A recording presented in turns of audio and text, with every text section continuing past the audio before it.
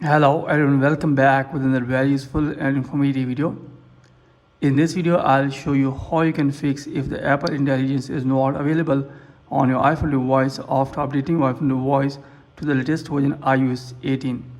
So if you have updated your iPhone device to the latest version iOS 18 and now Apple Intelligence is not available on your iPhone device, then here in this video, I'll show you how you can easily fix this problem if you're having this issue on your iPhone or iPad device after updating it.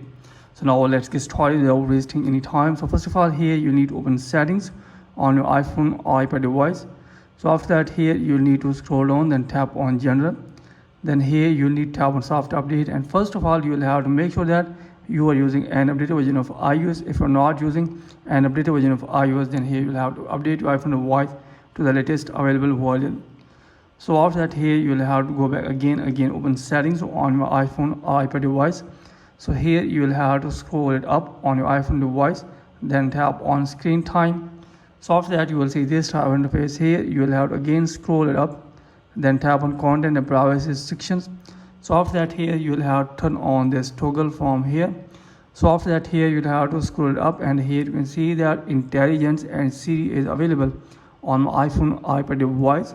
So in this way, you can get Apple Intelligence on your iPhone device after updating it to the latest version iOS 18.1.